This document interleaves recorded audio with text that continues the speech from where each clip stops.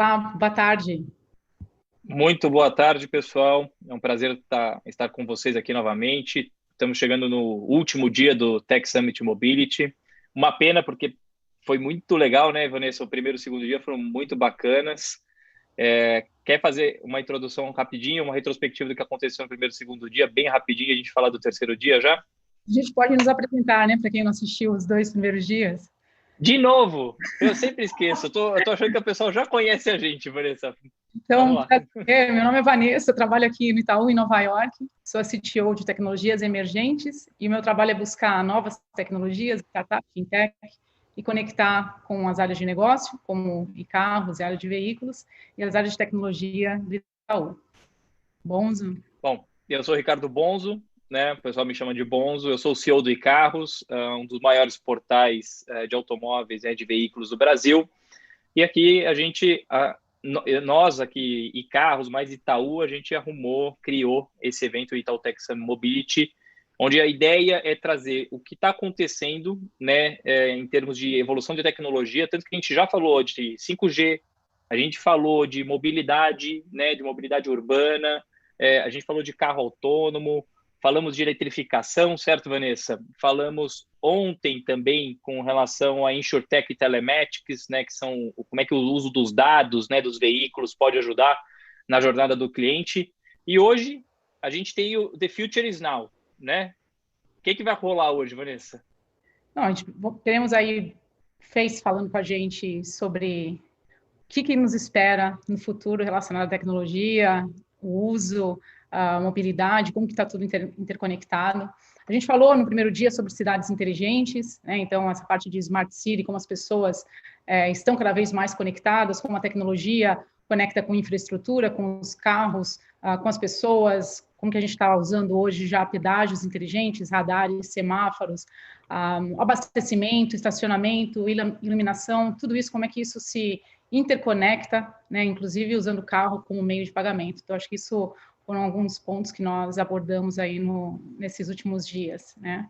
A parte de veículo conectado com a infraestrutura, além de mitigar os riscos de incidente, vai trazer também um dinamismo, uma eficiência, acessibilidade, inclusão social, tudo isso evitando aí congestionamento. Acho que esses foram os principais temas que foram tratados nesses 2 dias. E, bom, e hoje o Guerra vai contar um pouco para a gente, é o CEO, CIO do Itaú, o Head de Tecnologia do Itaú, e ele vai contar para a gente um pouquinho como o Itaú trata a tecnologia, como que o Itaú está conectado nessa parte de mobilidade. Guerra, prazer ter você aqui, muito obrigada. Oi, Vanessa. Oi, bons, obrigado. Prazer estar aqui com vocês também. Muito interessante o evento. Acho que a gente teve discussões muito interessantes nesses dias. Com certeza vamos continuar tendo discussões muito interessantes hoje. Acima de tudo, eu acho que discutir tecnologia requer criatividade e requer a gente entender que as soluções que a gente olha para um problema podem ser utilizadas para diversos tipos de problema, né? Então, tudo que a gente discutiu aqui nos últimos dias, a gente pode pensar, eu estava vendo as palestras e tem muita coisa que se aplica a banco de varejo, que se aplica a banco de atacado, né? Então, olhando o Itaú Unibanco como um todo, eu acho que a gente consegue perceber muita utilização das discussões que a gente teve para diversos problemas diferentes dentro do Itaú Unibanco. E acho que isso é sempre muito, muito interessante, né? Toda vez que eu paro para começar a pensar e olhar tecnologias, a gente começa a ter insights de aplicabilidade para resolver problemas do dia a dia que são incríveis. No final do dia é isso que a gente está vendo no mundo, né? O uso alavancado de tecnologia para resolver problemas de clientes cada vez mais. E eu acho que esse tipo de evento ajuda a gente muito nesse sentido. Coisas que a gente viu interessantes aqui, né? Como o Bonzo e a Vanessa falaram, de inovações no setor automotivo, enfim, logística, em seguros, em novos modelos de negócio. A gente discutiu desafios em relação à adoção, a custos, enfim, barreiras culturais, uma série de pontos que, de novo, servem para a gente aplicar no banco inteiro. E eu acho que a gente tem que ter essa cabeça aberta para, de fato, pensar sempre dessa forma. Também queria ressaltar aqui as diversas parcerias que a gente fez ao longo do tempo aqui, como a Bike Itaú, agora o recente VEC Itaú. Essa iniciativa é incrível para a gente, demonstra o quanto que a gente trabalha em inovação entrei no mudo aqui por alguma razão, e o quanto que essa inovação, de fato, ajuda a gente no dia a dia. Por fim, não queria deixar de mencionar o nosso compromisso com sustentabilidade, né? A gente investiu aqui 64 milhões de reais em 45 projetos diferentes, onde a gente acredita que a mobilidade transforma a nossa relação tanto com a cidade quanto com a sociedade. Mas voltando para uma visão um pouco mais ampla, eu acho que a gente vive hoje dentro do Itaú Unibanco uma transformação digital muito importante. Essa transformação digital, ela não é um modismo, né? Esse nome já virou super batido, mas ela vem por uma necessidade da gente tentar mudar a forma pela qual a gente trabalha, da gente tentar mudar a forma pela qual a gente toca o nosso banco, o nosso modelo de negócio propriamente dito.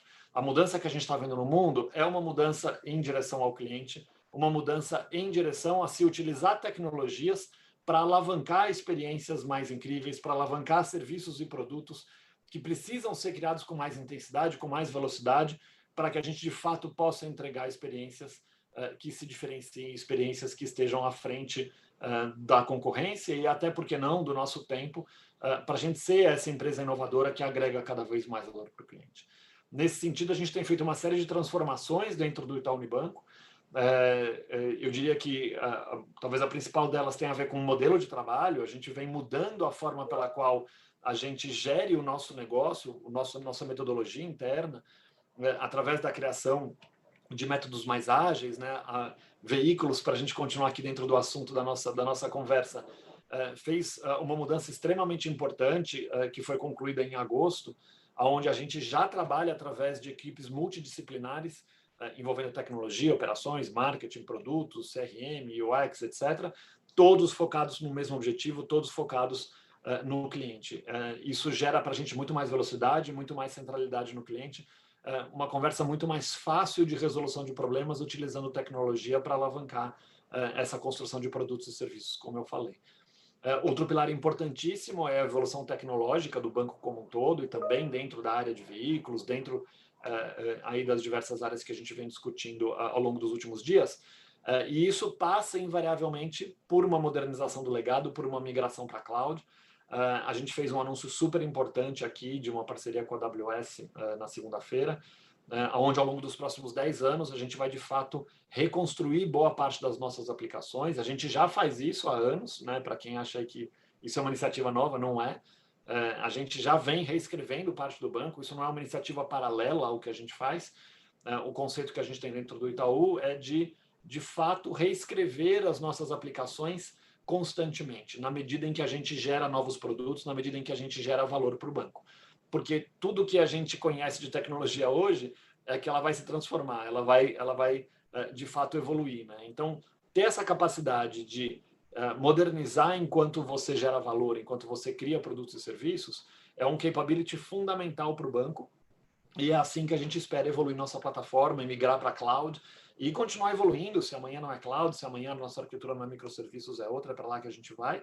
Então, a gente entende de fato de que essa capacidade de transformação contínua é fundamental para a gente manter nossa competitividade e, portanto, esse modelo de negócios mais agressivo centrado no cliente.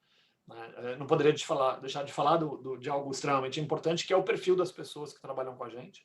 A gente, de fato, busca gente cada vez mais empreendedora, gente cada vez mais criativa, gente cada vez mais focada no cliente, gente que gosta de usar tecnologia para resolver problemas do dia a dia, né? E, acima de tudo, gente colaborativa, porque no mundo de hoje, se você não souber trabalhar de forma multidisciplinar, colaborando com pessoas que têm outras formações, outras profissões, mas todo mundo buscando o mesmo objetivo e não uma relação interna de organizações burocráticas, onde um busca resolver o problema do cliente da organização e o outro busca atender uma área.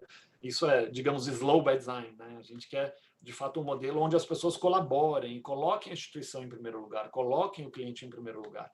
E com o seu conhecimento, tragam sugestões e trabalhem em conjunto para resolver problemas e para criar experiências, como eu falei, produtos, serviços incríveis que nos diferenciam. Tá bom? Então, bom dia aqui para vocês, boa reunião. Espero que as conversas de hoje sejam tão incríveis quanto a dos últimos 2 dias. E volto para você, Eva. Obrigado pelo convite. É um prazer estar aqui com vocês.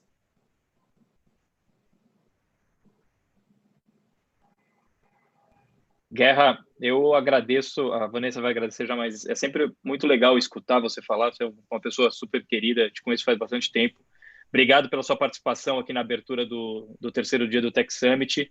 E eu espero que esse aqui seja o evento 2, mas a gente tenha outras rodadas, né, outros eventos nos próximos anos com cada vez mais corpo. E isso que você falou é essencial, né? O banco, as pessoas às vezes acham que o banco está fazendo um movimento hoje, né? Mas esse é um movimento que vem a longo prazo, né?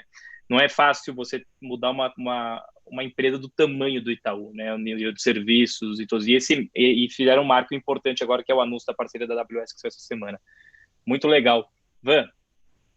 É isso aí. Não, obrigada, Guerra. Acho que é importante também falar como o banco tem se transformado e como que a gente está mais perto do negócio agora, né? Toda a estrutura de comunidade, acho que tudo isso é essencial para a mudança que a gente está provocando dentro do Itaú e no Brasil, né? Obrigada. Imagina, eu que agradeço. É um prazer estar aqui com vocês. Obrigado, viu, Guerra? Um abraço. Só lembrando o hashtag do evento, Itaú Mobility 2020, certo? Para a gente movimentar um pouco mais aí a rede social. Tivemos mais de 2.000 pessoas por dia assistindo o evento. Acho que isso mostra a necessidade que as pessoas têm, né? A carência de informação e a vontade de aprender também mais sobre o futuro, né? Então, como que a tecnologia está impactando o nosso futuro. Now Com certeza. To English. Yeah, we can switch to English in 1 second. Só fazer um lembrete aqui, Vanessa. Esse próximo painel agora vai ser em inglês. A Vanessa já vai fazer o anúncio, né, dos convidados em inglês. Mas a gente precisa lembrar que esse evento ele tem tradução simultânea para o português. Então, ao você acessar o YouTube do icarros, né, onde está disponível o link para ver o evento ao vivo, você vai ver que tem um link com o nome original, que é a versão que vai estar sendo falada em inglês, e você tem um outro link onde está escrito tradução português. Para quem não tem conforto em escutar o evento em inglês, está lá disponível a tradução simultânea. So, now, Vanessa, you can switch to English and go on. Let's do this. So now we're going to have Nina Dragon. She's the head of sales and business development from Facebook. After that, we're going to have a panel to discuss the future and how it has been developed with aeronautics, with Haram Benilaou, Manuel Coelho, the Speedbird. He's going to tell us a little bit more about his technology as well and how he has been supporting logistics. Would be a very good discussion. I'm positive. And Boris Polonia, the blockchain specialist from e-mobility from Honda. So Nina, thank you for joining us. Just remind the people that we do have a hashtag, Itaú Mobility 2020. And well, have a great, we are going to have an introduction where you are going to talk about the future and then have a great panel. Thank you so much for being here. Thank you, Vanessa. Thank you, Bonzo. It's really a pleasure to be here with you. It's an honor actually to be in such a structured and very interesting event. I have been following up the presentations over the last 2 days and was really amazing. So I'm going to talk in English because of our guests, as Vanessa mentioned. So just let me know whenever my presentation is online. Is it working? Yep. So first of all, thank you very much for the opportunity. I'm here actually to share a little bit about some insights about the connected customers and also the implications of this movement for the businesses in general. So we know that 2020 has been a dramatic year with a lot of acceleration and digital transformation. So after the pandemic started, basically every business had to force up your strategies and go digital, go mobile first. So as a result, change has felt like a constant. The plans that you did on Friday are no longer valid by Monday. And this is something that we had to get used to, right? So we have been seeing over the last quarters a lot of transformation, and like brands very established like Nike, for instance, saw an increase of 82% in its e-commerce. And like global e-commerce platforms such as Shopify and others, they have seen levels of Black Friday activity over Q2 and Q3. So it's really an amazing transformation and a very interesting movement we have seen on the business side. So in terms of macro trends, I'm here to share 4 trends that impact behavior of the consumer that we have been observing at Facebook over the last quarters, so since the pandemic started. The first one is safer shopping. So now that we have a different situation over the world in some markets, how are the consumers behaving and how are they going to behave in terms of going offline, going to the stores, going to the shopping center and visiting stores? Because this means potential exposure. So what transformations are we going to see over the next months with this trend? This is something we have been observing in our platforms. The conversations around safe shopping had increased 6 times over the last 6 months. So it's something that it's on top of the mind of our customers nowadays. The second trend is mindful wellness. So people are more concerned about their wellness. The life slowed down. So people are searching for new ways of leisures. And for instance, party online. So we have never seen this before the pandemic, that people are trying to connect with each other through our tools, through digital tools. So this is a very important trend that came to stay. The third trend is the local community. So the sense of one community, this global sense of one community, something which is happening, for instance, in Brazil, is happening exactly the same in Europe, the same in the United States. So the challenges are the same. So people felt like a local community. I'm connected to the local community, but also to the global one. So this is a very important trend as well. And last but not least, the Generation Z. Generation Z was actually already starting to go to the consumer, let's say, position. And their values, they have been only strengthened over the recent times. So they are caring for the planet, they're caring with each other, and how brands have to behave, seeing these trends and giving this power to the Generation Z. So this is something also that we have been observing that has to be on top of mind of businesses and brands. The circumstances this year, we have seen that the population at large, they learned new skills. They started to buy online for the first time. So overall, the pandemic has been the biggest human experiment of people's ability to go digital, to go for the digital commerce.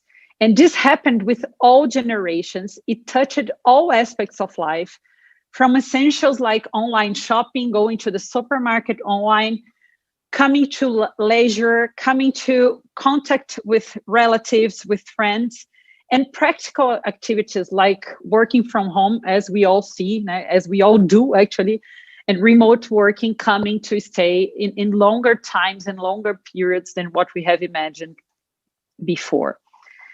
And we have seen in our platforms several trends that are very important for the businesses who want to go digital and want to keep up with the trend. So Facebook in this period helped many people and many businesses to run online when physical stores were closed.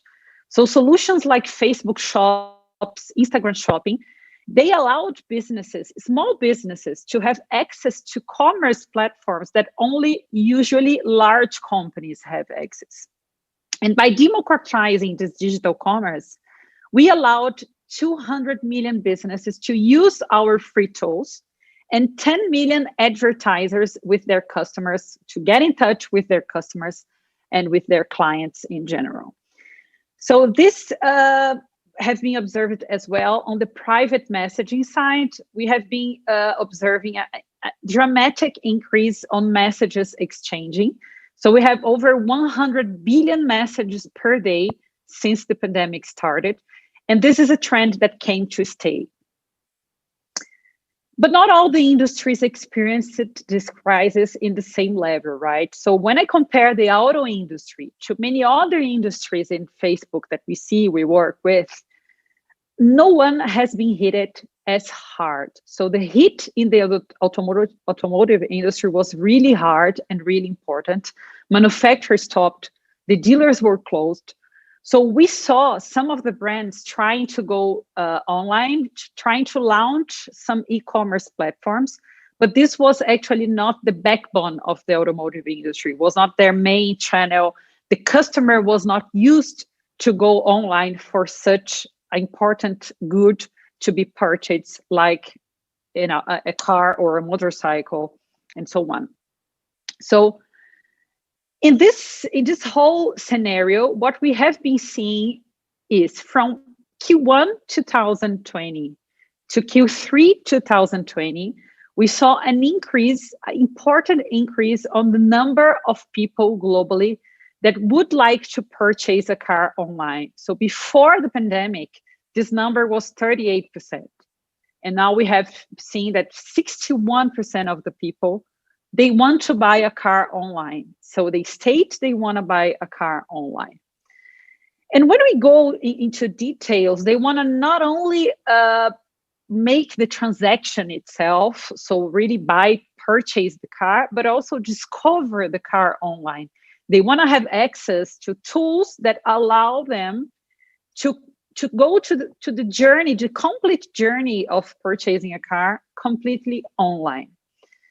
And this is also true when we come to elevate the e-commerce expectations from our customers. So the majority of them, they say that they use the mobile to make any kind of survey, to compare dealerships, to compare models, to search for its specific package or version of the car, how many horsepower they have, where do I find the best negotiation. So mobile is already a reality.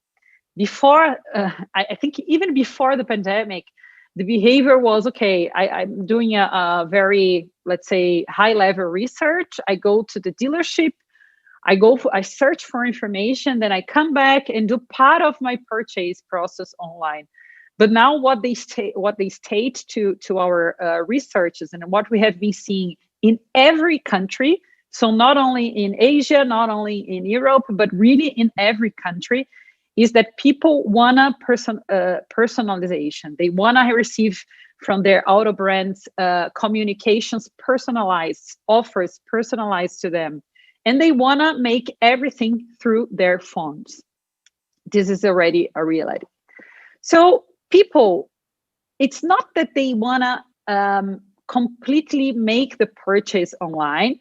Of course, the human component makes a difference, right? So they want to make their processes online. They want to have convenience. I think the word is really convenience, but they also want to buy from someone. So we know that a good sales consultant, we know that a good customer service can be a brand differentiator, can have impact on the results of certain dealerships or certain car brands. So it's not that the salesman doesn't have importance anymore. It's not that the offline purchase doesn't happen anymore. But what people want is to change the way that they connect with the dealerships. They want to change the way that they connect to the brand. They want to have choice. I think the word is choice. If I want to make a certain process from my sofa, I want to be allowed to do it. I want to have the opportunity to do it. And this is something we haven't seen specifically in Brazil, now the auto market. I have been working with the auto market for the last 16 years. So this was not a reality for the automotive market so far. And now we have been seeing a trend and a very big movement from the OEMs, from the dealerships, from the partners as well, from the services that are related to the automotive ecosystems, going online, going digital. And one very important trend in this change is actually messaging. We call messaging, right, a verb at Facebook, but it's nothing else than having the ability to talk to your customer via message. So now we know that the preferred way of communicating with someone from the people, not only friends and relatives, but also with businesses, is the message. The message, we can control our time. We can talk to the people whenever we want and control the conversation. So this is a very important topic and a very big trend we have been observing, specifically in Brazil. We have now several OEMs working with WhatsApp as one of the main channels for selling cars and sending leads to the dealerships. Other three important trends we have been seeing is the way that people discover products. So AR is coming to this discussion. Lives were a very important trend, and we have been seeing like 50% increase in terms of time spent with lives, and 50% of our people that were surveyed during a research we did in Q3, they stated that they see one live per week at least. So this is something that we have to take into consideration in the digital strategies as well. And last but not least, videos. So to show cars, to show motorcycles, it's a very powerful tool to explore the video in your digital strategy, explore the video in Instagram, in WhatsApp, and Facebook. So I think it's a very important tip I give to my clients and of course to the audience here. And last but not least, creators and influencers. We know that the car industry is changing the way that we present people, that we present products, that we demonstrate products, that we make tutorials, for instance, technology tutorials. So take into account this important pillar of social media in order to enhance your strategy and make it generate the best business results with your money. So summing up, I think the discovery commerce is a trend that we can actually leverage our marketing strategies in the automotive segment. Dynamic ads, for instance, the example I have here in Marketplace, we have been working with icarros for such a long time already with Marketplace, and it's a platform that Facebook is investing a lot and trying to bring artificial intelligence in order to sell cars online and make promotions and make your varejo, your retail strategy, happen completely digital, completely online.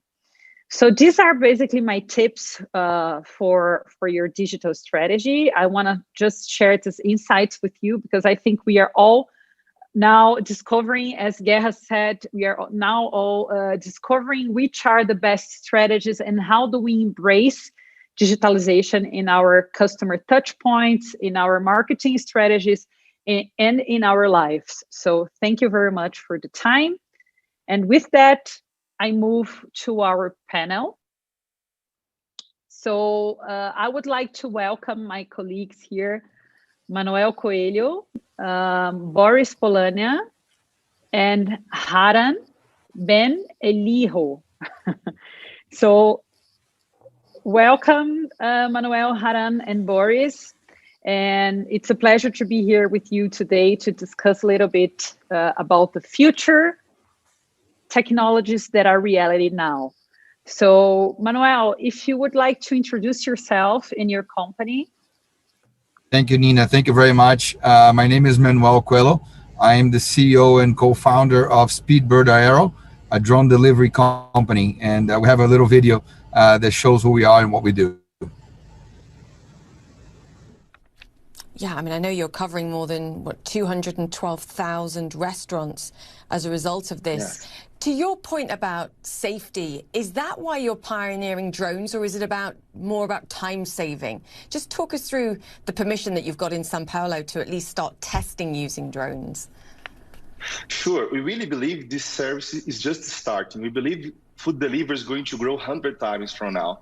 Many years ago, we used to do our own food at home. We don't think people are going to do their food at home anymore. We believe people will eat all the time outside home.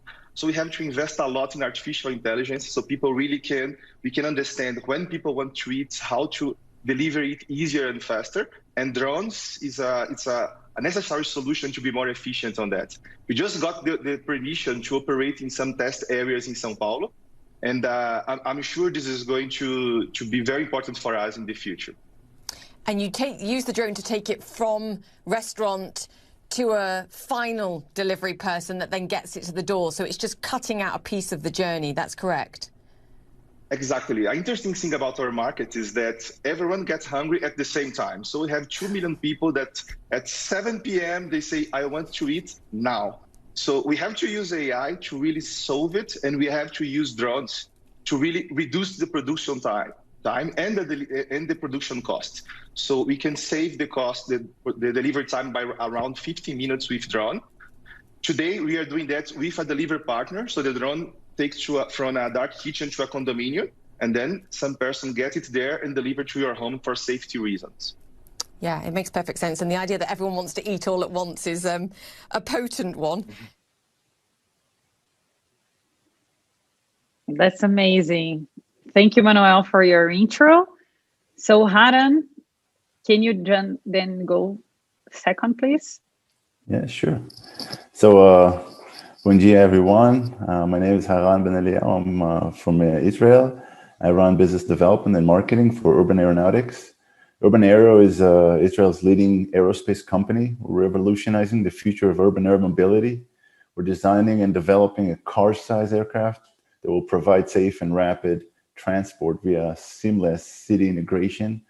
And we also prepared a small video to show you what we mean.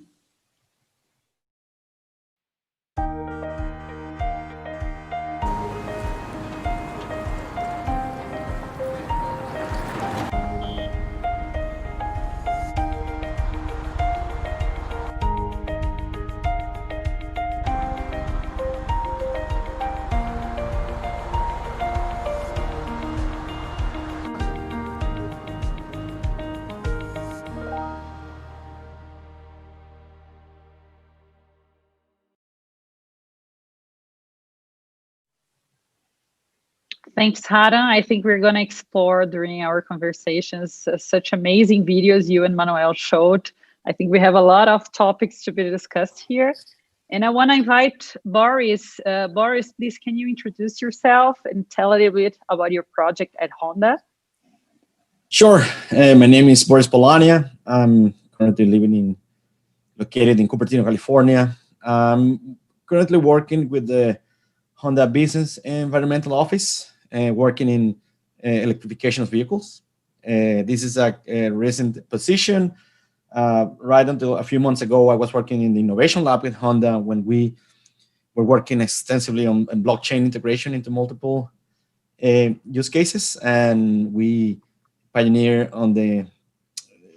with the Mobi consortium into going into the next step that is integrating multiple OEMs to work in blockchain, and how we can, affect areas like supply chain and payments and other. I think we have a video for this too on Mobi. Great. Mobi and its members developed the first ever standard for a blockchain-based vehicle identity, VID. The VID can create a digital twin of a physical vehicle, unlocking potential for vehicle-to-infrastructure, V2I, and vehicle-to-everything, V2X payments from a car wallet, and eliminating the need for a payment account associated with the person or business. With a car wallet, a vehicle can pay as it moves on a road, allowing users to pay for infrastructure they utilize.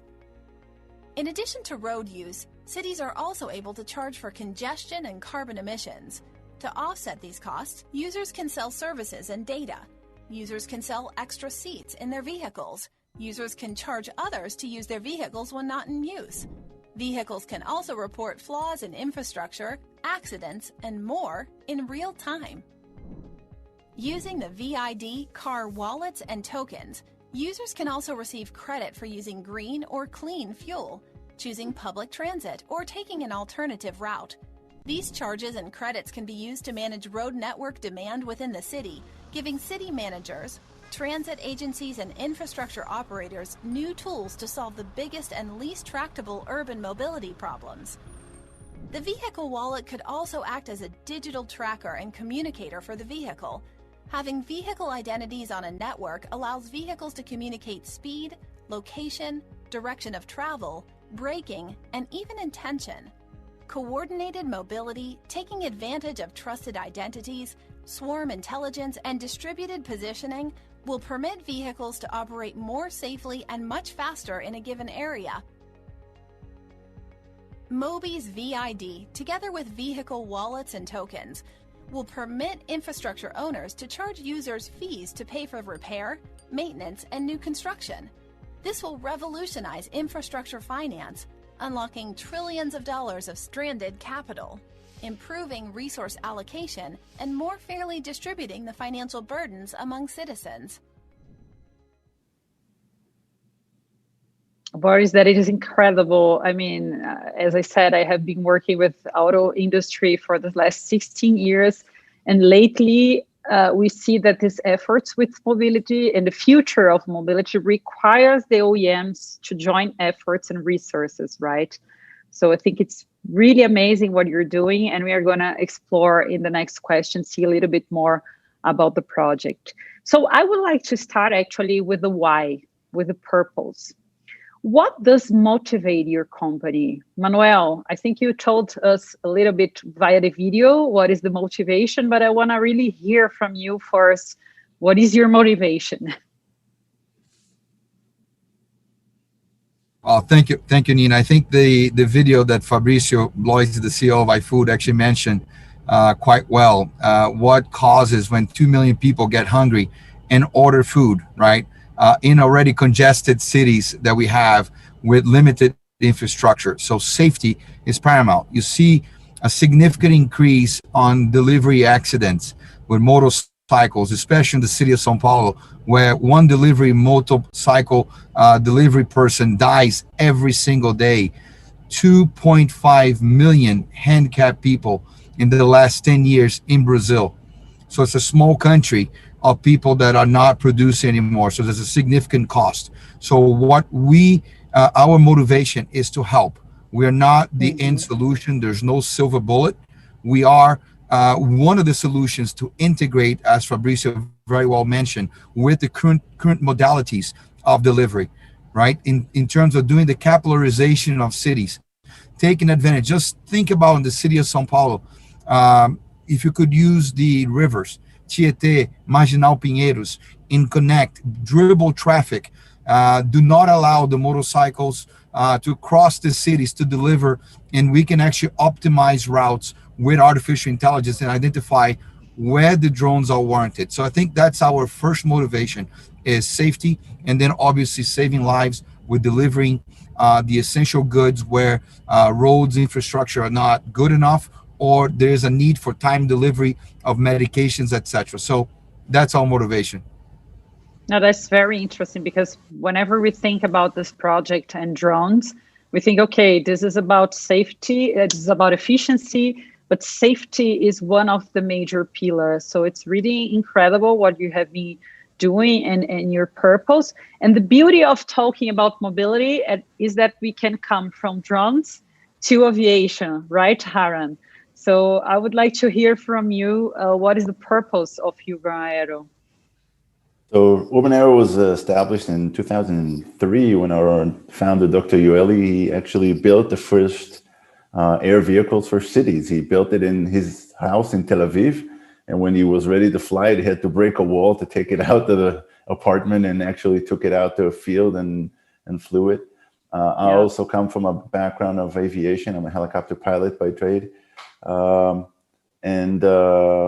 really look at the two-dimensional travel system that we have today, and we know aviation can just take us to a new level and a new dimension that we currently is almost unexplored, only by a few helicopters for only the reach, and we really believe we can commercialize it and make it accessible to anyone. Yeah, that's definitely something that we have in mind, right? When we think about aviation, we think obviously about a higher level, about something segmented, right? But I think it's a very interesting purpose from your side to democratize this technology, right? And you, Boris, I think your project, I would like really to hear more about how do you see these technologies that you are operating with? It's a very complex and big project, as far as we all understood from your video. But how do you see that this is going to be promising and help people's lives? So what can you share a little bit about this perspective? Well, there has been, blockchain have had some successes and failures on the corporate side, but the successes, the biggest successes so far have come from the supply chain part, and because is allowing the companies to track assets and track information more efficiently, and at the same time covering all the security related aspects, right? So there has been significant advances, and that is affecting many aspects. For example, for how third parties are paid, processes that in the past will take a few weeks to complete, now it only takes hours. So it's improving in that area. Then when the future, the near future comes, and robots, smart vehicles or IoT devices need to take care of some transactions that usually or traditionally were done by humans. It's actually working very well on automating that process. For example, payments, on ownership, the whole concept of decentralized ownership is I think is very powerful, and now it's starting to take to being considered seriously in many aspects, especially mobility. The capex of the capitalization expenses of companies that manages micromobility, for example, is huge.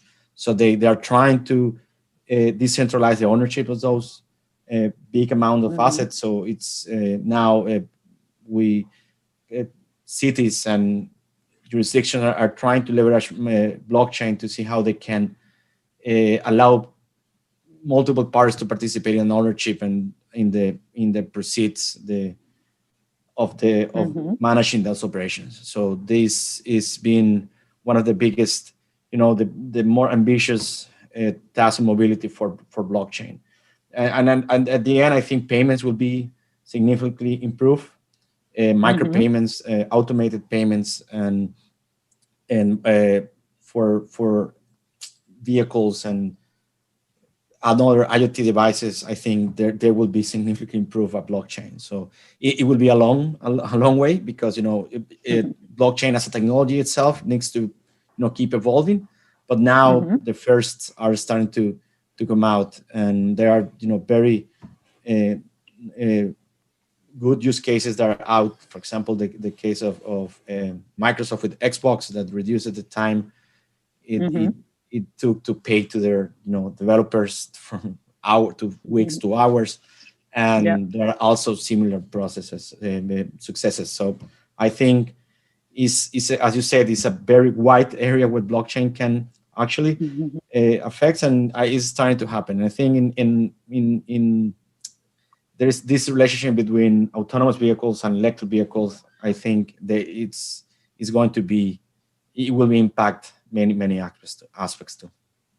Definitely. I used to hear a lot when I was working in the industry that the future, which is actually our present, right? Our panel is about that, is basically resumed in 4 letters, like ACEs: autonomous, connected, electrified, and shared. So we have seen all of that in your video, and of course technologies will definitely be decisive in order for that to scale.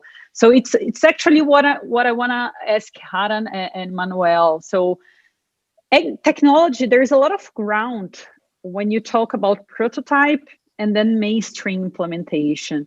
So Haran, what do you see as the biggest challenges of mass adoption of your technologies, for instance?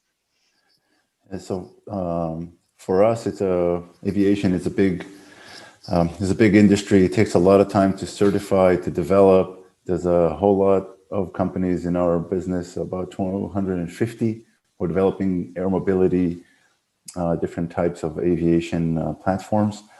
But we all realize that the biggest hurdle is going to be public acceptance, which are how cities and governments will allow this technology to enter? Will people even use it? Do they feel it's safe enough? Does it support enough people to not just be a tool for rich people and just for the affluent, but for everyone, just a commercialized and a democratized kind of transportation? I think these are the biggest gaps for our industry to come. And we're already starting to see people, the leading companies starting to influence that and putting those vehicles on the street corners and introducing videos and using all the digital media just to bring this sense of community and just show how it's coming earlier than later, so people will feel it and start experiencing even before it's ready in 3-4 years. So there are basically what you're saying is that we have two main pillars. Let's say one is customer acceptance, like how can I afford that? Because everyone thinks, Correct. Okay, aviation is of course expensive and for certain use case. So first of all, how do I show customer benefit, customer value, and make this acceptance happen? And on the other side, the regulatory landscape is extremely complex, right? I think this is also the case with Manuel, right? Manuel, when you talk about drones and all these technologies, we face a lot of challenges with the government and regulatory issues. Can you tell us a little bit about that? Indeed. Yes, Haran is absolutely correct. It takes time. It brings fears to the population. So a huge process of education. And that's what our companies are doing today. Some of them are closer to release, the technologies, like ourselves, already working in the city of São Paulo, in Belo Horizonte, and other places here in Brazil with smaller projects and smaller scale, right? And until we can reach to a level that we can carry more cargo, longer distances. But it's a gradual evolution. With the regulatory space, for example, in population are rightfully afraid of new technologies, right? In the midst of many companies that are trying to do this, some of them do it correctly, some of them try to be mavericks in the industry, and that's not very good for anyone. So you have to respect regulation, you have to respect population, you have to actually negotiate the airspace with the incumbents, right? With the manned aviation at this point. So we were talking to DESEA, which is the civil aviation, the military aviation authority that controls the airspace in Brazil, with ANAC, which regulates the aircraft to make sure it's safe, right? Make sure that we fly the right routes and to make sure that they can control the airspace. Right. More important, today, it's Speedbird is the only company doing drone delivery in Brazil. Tomorrow, we're going to have 100, 1,000, 10,000. And in Brazil alone, there are 80,000 drones registered at ANAC. 30,000 for commercial use. So imagine if all these drones flying everywhere without the right routes, without the notification to airmen, the airspace being mapped, and rules being implemented. So companies like Haran's company, exactly what they're doing, negotiating the airspace, implementing the UTM, which is the unmanned traffic management systems that will do this negotiation, right? Who has the right of way? What speed and altitude are you flying? So once the population are aware of that, and I believe the fears will go away, and then they will actually yield to the benefits that this technology will provide everyone. Exactly. I think it's about trust, right? And convenience. I think during my presentation, I explored these two topics, like Generation Z is coming and getting more ground.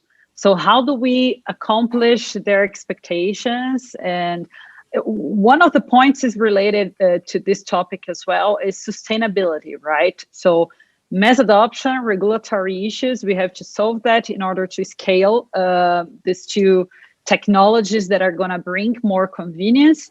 But on the mobility side, Boris, how do you see that? Because it's all connected, right? People are more demanding on convenience, but on the other side, it has to be sustainable. It has to have let's say, environmental care. How do you see this topic in your project? How do you see new types of engines, hydrogen, electromobility. How does it connect to the whole mobility ecosystem in terms of automotive? I think one of the way it connects is that it would allow to more efficiently local sourcing of resources, right? Electrification and V2G is based on the concept that every single household and vehicle can become a battery and can store, sell, and receive and buy energy, right? So these processes has been so far extremely centralized, and the process of opening to everyone, like imagine your car is connected to the grid, so you can actually sell the electricity in your vehicle when it's connected during the night. The process of paying for that and allocating the resources, who is taking who is our priority on receiving that energy, in the past has to be done someplace far in the top of the network. Now we are being able to that can be done lower, so it can be done locally, and that's a part that actually blockchain can helps a lot, because in the past security was a very well structured policy mess that have to be implemented from the top down. Now this can be managed locally, this in a decentralized way. So I think there is a lot of connection on how these decentralizing technologies are helping the electrification part, because I think is the more the success of this is based in actually people using it and people being able to become part of the grid as a storage, as a buyer, or as a consumer of electricity. So that's where I think they link together. Definitely. No, that's very good. Thank you very much for your answer. And I think we don't have so much time left, but I wouldn't want to end this panel without knowing your idea of the future. So Haran, what do you see 10 years down the road? So for us, for aviation, it's a little bit an easy question. We think in 10 and 20 years ahead. So it takes a lot of time to develop avionic systems and airplanes and certify them. It takes about 5 to 6 years, and then to accept them. You see how new airframes are coming, and they're really small changes, and one accident can kill everything.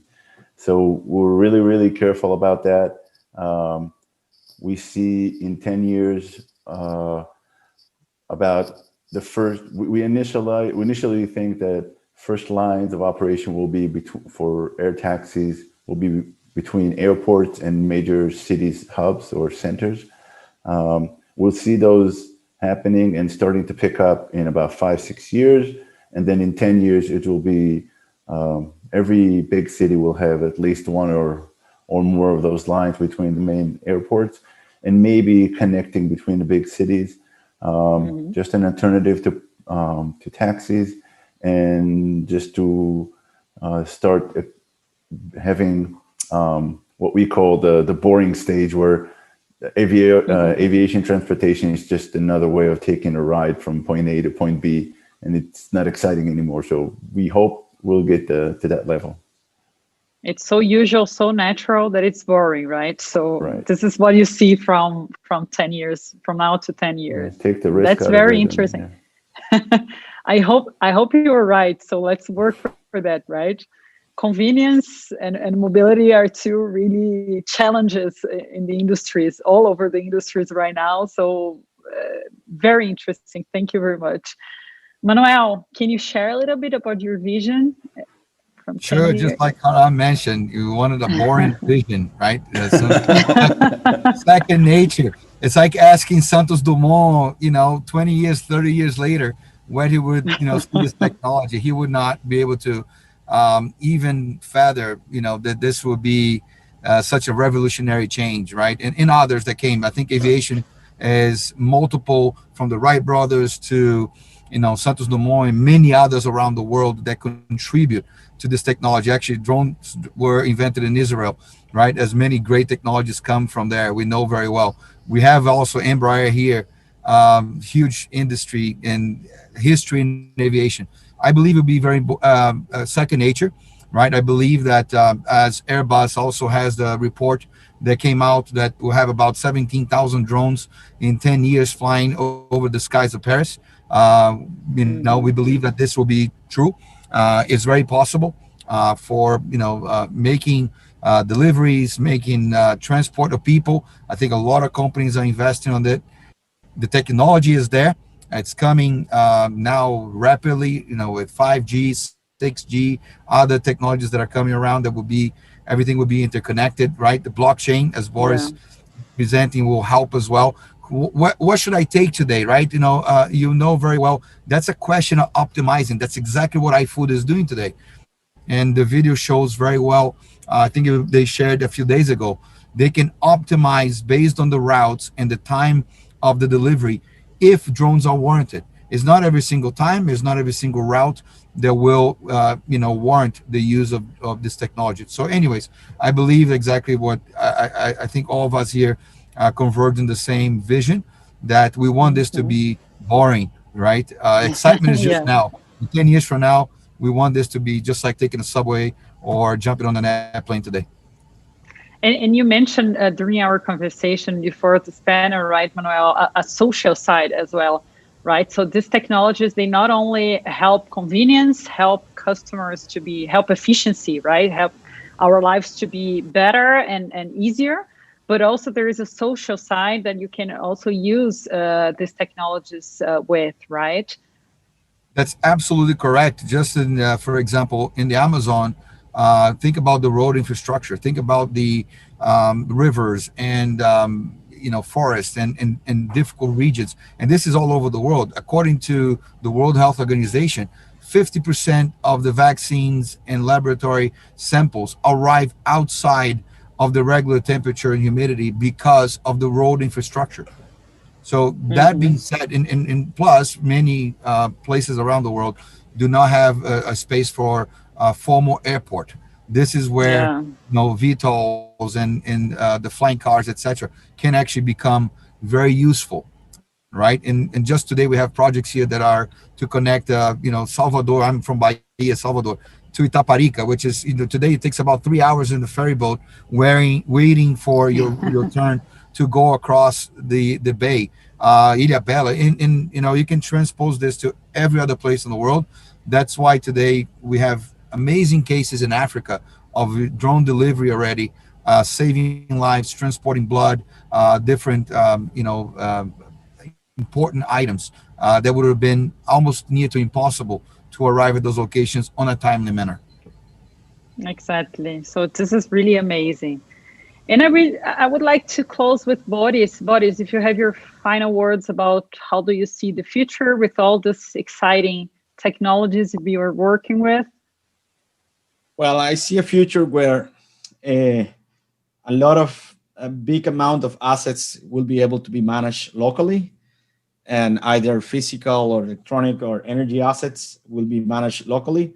So local communities will have more, let's say, power over the functioning and the proceeds, the income that comes from that. So I see that happening, and I see that communication, as you guys said, to be seamless and boring. And I think it is possible. There are on top of blockchain, there are other sets of communication layers that will facilitate that. So I think that concept of decentralized ownership and decentralized management of assets will have is kind of a something in the back, but it will impact significantly how communities and people now interacts with systems and networks that used to be managed very high on the top by big networks. Exactly. It's all about data helping our lives to get easier, better, and more efficient, right? Yeah. So with that, I would like to thank you three for your time and the good conversation we had here. Thank you very much for bringing your perspectives, your technologies, and your exciting view of the future. And thanks again, Itaú and Icarros. I think with that, I move to Portuguese with Ricardo. Obrigada, Bonzo. Acho que aqui ficamos, então, com a finalização do painel. Obrigada pelo convite.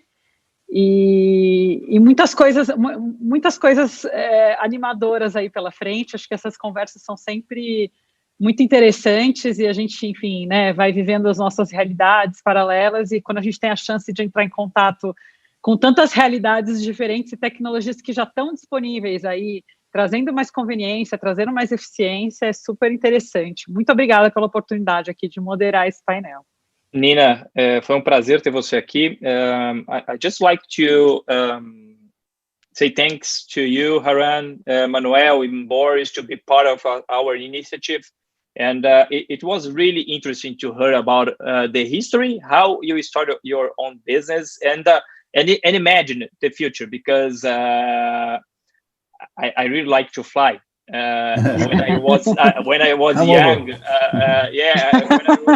really young, I have a choice in my life: go to the Air Force here in Brazil with 16 years old, or keeping my line in the college. And I decided to go to the college, but aviation, it's always it's my hobby. I fly for a hobby. I fly a Cessna here in Brazil. And when I heard about the viability to have my own flying car parked in my garage, it's very interesting to hear about it. For sure, it's gonna be an interesting future for us.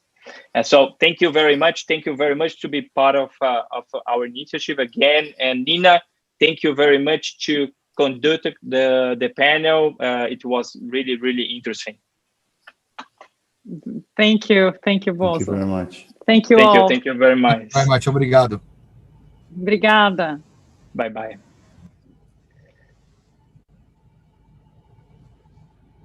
Muito bom.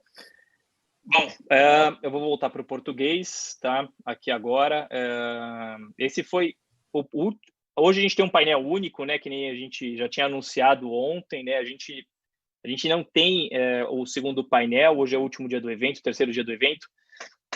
Eu não sei o que vocês acharam, mas que nem eu acabei de dizer, particularmente eu achei super interessante, né? Essa parte, a aviação sempre foi um hobby para mim, é uma coisa que eu sempre gostei, e essa possibilidade, né, de a gente imaginar que a gente tem a possibilidade de ter um carro voador, né, estacionado em casa, né, e mais do que isso, né, a gente, de novo, né, como nos outros dias eu já havia reforçado, tudo isso que a gente está contando aqui, está mostrando para vocês, é algo que vai não só mudar um pouco a forma de como a gente conduz nossos próprios negócios, mas também como a gente é afetado na vida pessoal. Então, por exemplo, aqui tem algumas palavras-chave, né? Autônomo, conectado, elétrico, compartilhado, uso de rotas, né, com inteligência artificial para cidades inteligentes, são coisas que a gente acabou falando quase que em todos os painéis. Integração de modal para melhorar não só a experiência do consumidor, mas trazer eficiência, né, para delivery de produtos, cargas ou transporte pessoal.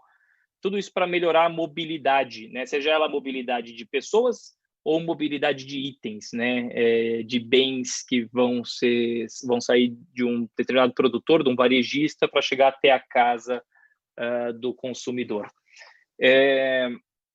Eu acho que a Nina fez muito bem a condução desse nosso último painel, né? Que é um painel onde a gente olha um pouquinho para o futuro, né? A gente consegue se imaginar um pouquinho nesse futuro e começar a pensar um pouco assim, quais são os impactos de fato para nós como empresários, né, executivos e como usuários. Como é que a gente pode ajustar a tendência, né, dos nossos negócios, né, o nosso modo habitual, né, de conduzir a nossa vida pessoal para o futuro, dado esse cenário que foi apresentado agora sobre o The Future is Now. Acho que tem uma questão, né, relacionada a todos os painéis que a gente passou nos últimos dias, como é que será a aceitação do cliente, né? Como é que o cliente vai se posicionar com relação a tudo isso que foi colocado em termos de tecnologia. Eu tenho a minha opinião. Eu acho que trazendo uma melhora na experiência do usuário, uma melhora no serviço, né, uma melhora na esteira toda que o usuário acaba passando, né, seja na aquisição de um produto ou um serviço, seja no uso de um carro, seja ele elétrico, a combustão, seja ele autônomo, se tudo isso que a gente discutiu nesses últimos 3 dias trouxer uma melhor experiência, a gente tem altas chances do cliente adotar isso de uma maneira muito tranquila, né? Agora, se não, a gente vai ter que ver qual que é a reação das pessoas, inclusive das diferentes gerações que vão fazer uso, né? Os mais jovens, que estão entrando agora, como a Nina falou, né? As gerações mais recentes e as gerações mais antigas que têm um outro conceito na cabeça. E abordou-se também durante os 3 dias e hoje também um pouco de regulamentação, como é que você regulamenta dados, como é que você regulamenta o uso do dado, como é que você regulamenta, por exemplo, igual foi citado, o uso de drones, né, para que você não tenha um colapso, né, do sistema de um número elevado de drones sendo utilizados ao mesmo tempo e provocando acidentes ou percalços que não eram previstos, né? Então, a gente tem uma discussão grande ainda a ser feita aqui de autorregulamentação e como essa autorregulação, sem travar a inovação, sem travar a adoção da tecnologia, também traga segurança para o usuário, né? E eu acho que todas essas discussões, a gente viu o pessoal, acho que não lembro, acho que era o Manuel comentando, não, o pessoal da Speedbird comentando, né, por que não usar os rios, né, por que não tirar um pouco de transporte das ruas, usar os rios, usar o espaço aéreo para deixar as cidades mais ágeis, né? Ele até falou de São Paulo, né, São Paulo, com o trânsito todo que ela tem, é uma cidade travada, como é que a gente pode usar a tecnologia, um pouco do que a gente discutiu hoje aqui, para tornar a cidade mais ágil, né, a cidade mais eficiente. Eu acho que essas são as grandes mensagens que não só hoje, mas nos outros 2 dias a gente tentou resumir nesse finalzinho de evento para todos vocês. Eu queria agradecer a participação de todos que nos acompanharam nesses 3 dias, né, de evento, de Summit. Eu gostaria de agradecer a todos que vocês não conseguem enxergar aqui, mas que estão no backstage, auxiliando, né, que esse evento seja realizado, que a gente tenha uma estabilidade técnica, que a gente consiga transmitir a mensagem para você, que é ou consumidor final ou provedor de soluções, de veículos, de produtos. E também agradecer a todos os palestrantes que estiveram conosco. Eu não vou citar o nome de todos, né, porque teve bastante gente, mas eu queria agradecer a todos os palestrantes, porque essas pessoas são convidadas a participar do evento para trazer o ponto de vista dela e trazer um pouco sobre a forma como eles estão enxergando o futuro pela ótica das novas tecnologias que estão sendo disponibilizadas. Eu acho que é isso, pessoal. Eu queria desejar, hoje é quinta-feira, lógico, amanhã é sexta-feira ainda, mas já desejar um bom final de semana a todos. Provavelmente a gente não vai se encontrar amanhã. E deixar aqui a porta aberta para que nos próximos eventos que a gente venha promover, vocês participem conosco, vocês assistam conosco. A gente vai estar fazendo também uma divulgação muito similar a essa, né? Com certeza a gente vai ter outras edições do Tech Summit, né, que tem como objetivo trazer os especialistas, trazer o que é tendência em termos de tecnologia e adoção de tecnologia para que vocês possam ter um pouco mais de acesso a essa informação e começar a pensar um pouco no impacto do negócio que a nova tecnologia vai trazer para o negócio de vocês e também como a nova tecnologia vai impactar a vida sua, da sua família e das pessoas com as quais você convive. Bom, muito obrigado a todos, uma boa noite, um bom descanso a todos e a gente se vê em breve no próximo Itaú Tech Summit.